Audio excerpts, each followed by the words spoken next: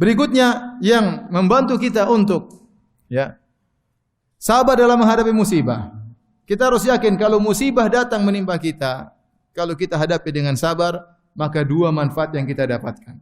Pertama, menghilangkan dosa-dosa, yang kedua, meningkatkan derajat. Pertama, menghilangkan dosa-dosa, yang kedua, meningkatkan derajat. Dan ini harus kita yakini agar kita bisa bersabar. Makanya Nabi SAW mengatakan, La tasubbul humma, fa innaha tuzhibu khataya ibni Adam, kama yuzhibul kir khabathal hadid. Janganlah kalian mencela demam. Karena demam itu bisa menghilangkan dosa-dosa. Sebagaimana alat pandai besi menghilangkan karat besi.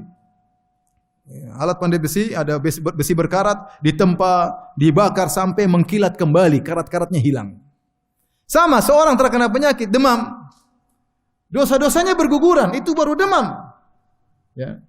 Seorang sembuh setelah itu, tapi dosa-dosanya berguguran. Makanya Nabi mengajarkan kepada kita, kalau kita berkunjung kepada orang yang sakit, kita bilang apa? Tahur, insyaallah. Tahur itu artinya suci. Bahwasanya dosa itu akan mensucikan, penyakit itu akan mensucikan dosa-dosamu. Tahur, ini penyakit tahur, pensuci, penggugur dosa-dosamu. Insyaallah. Insyaallah ini bukan pengharapan, tapi pasti. Kalau kamu sabar, pasti penyakit ini akan menggugurkan dosa-dosamu. Kalau itu Nabi berbicara tentang demam, bagaimana lagi penyakit yang lain? Penyakit yang lebih berat, penyakit yang berbulan-bulan, penyakit yang menahun. Bagaimana musibah yang lain? Banjir, ada yang meninggal, kehilangan harta. Kalau demam saja menggugurkan dosa, apalagi lebih daripada itu. Lebih enak mobil antum hilang atau kena demam? Mending demam daripada mobil hilang. Kita saja bekerja sampai demam, sampai mau mati gara-gara pengen beli mobil. Jadi maksud saya, kalau demam saja menghilangkan dosa-dosa, apalagi kemudian ternyata rumah rusak, kena banjir, kemudian genteng bocor dan yang lainnya, itu jelas. Kalau kita sabar, jelas menghilangkan apa? Dosa-dosa. Bagaimana lagi jika ujiannya sangat berat? Bayangkan sebagian orang anaknya meninggal dunia. Saya ada dulu kenalan di Jogja, subhanallah. Anaknya satu-satunya semata wayang. Dia sangat sayang. Anaknya soleh, rajin ke masjid, ikut pengajian, subhanallah. Anaknya kuliah kedokteran, begitu lulus meninggal dunia, masya Allah. Allah tidak ambil anaknya sejak kecil. Setelah anaknya jadi orang soleh, setelah kuliah, wisuda, jadi dokter, meninggal dunia. Bayangkan betapa berat ujian yang dihadapi oleh orang tersebut. Makanya datang dalam hadis, Allah berkata kepada malaikat, tatkala idza mata waladul abd, jika anak seorang hamba meninggal dunia, maka Allah berkata kepada para malaikatnya, qabattum walada abdi, apa kalian telah mencabut ruh putra hambaku? Kata malaikat, na'am. Kata Allah, qabattum thamarata fuadihi, apakah kau telah mengambil buah hati dari hambaku? Kata malaikat, iya ya Allah. Madza qala abdi, apa yang dikatakan hambaku tatkala kalian mengambil ruh buah hatinya? Kata malaikat, hamidaka wastarja, dia memujimu dan dia mengucapkan inna lillahi wa inna ilaihi raji'un. Apa yang dikatakan hamba ini? Alhamdulillahi ala kulli hal, inna lillahi wa inna ilaihi raji'un. Dan ini ucapan punya pengaruh yang luar biasa kalau kita terkena musibah. Kalau kita terkena musibah, yang itu pertama kita ucapkan. Jangan kita bilang, wah ini siapa ini? Gara-gara siapa ini? Jangan cari masalah. Ini gara-gara pembantu kemarin. Jangan dulu, itu belakangan. Yang pertama kita bilang, alhamdulillah ala kulli hal, inna lillahi wa inna ilaihi raji'un. Sini.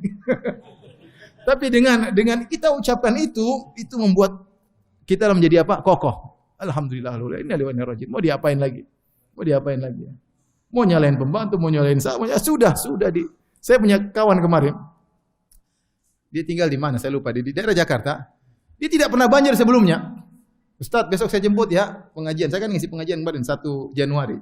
Lagi banjir saya ngisi pengajian. Akhirnya dia bilang, saya jemput ya Ustaz. Antum enggak banjir? Enggak. Ya udah. Di rumah enggak banjir. Biasanya enggak banjir. Terus dia ikut pengajian kan 2 sesi, sebelum duhur sampai setelah duhur. Dia ikut pengajian.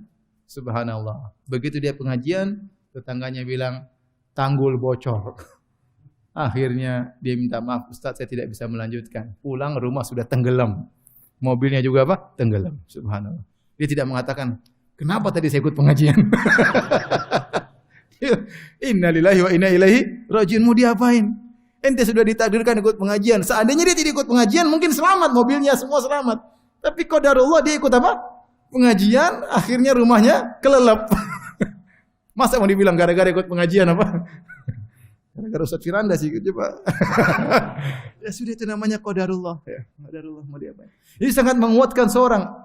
Alhamdulillahi ala kulli hal, inna lillahi wa inna ilaihi raji'un. Makanya Allah muji mereka tentang orang-orang beriman, alladzina idza asabatuhum musibatun qalu inna lillahi wa inna ilaihi raji'un. Ulaika alaihim shalawatun min rabbihim wa rahmah wa ulaika humul muhtadun. Itu orang-orang yang beriman yang tatkala mereka ditimpa musibah mereka mengatakan inna lillahi wa inna ilaihi raji'un. Jadi harus tahu bahwasanya musibah akan mengurangi dosa. Kalau demam saja mengurangi dosa, apalagi musibah yang lebih dari itu. Tapi syaratnya harus sabar. Kalau tidak sabar, ngamuk-ngamuk, hujan kok gak berhenti-berhenti, itu repot. Ngamuk. Dia protes sama siapa itu? Sama Allah Subhanahu wa taala. Tidak sabar, tidak mengurangi dosa-dosanya kalau begitu caranya. Tidak mengurangi dosa-dosanya. Ya. Sabar. Kemudian dia marah-marah, banting sana, banting sini, ya percuma. Musibah tersebut tidak mengurangi dosanya, bahkan semakin buat dia terpuruk. Ingat, musibah bisa mendatangkan nikmat dan musibah bisa mendatangkan azab. Kapan mendatangkan nikmat bagi seorang hamba? Tatkala seorang hamba dengan musibah tersebut semakin dekat dengan Allah Subhanahu wa taala.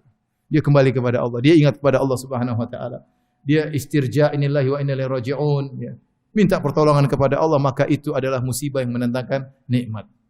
Tapi kalau ternyata tatkala musibah kemudian dia merobek-robek bajunya, menjambak-jambak rambutnya, marah sana marah sini, justru itu kata Nabi laisa minna, bukan dari golongan kami orang yang seperti itu.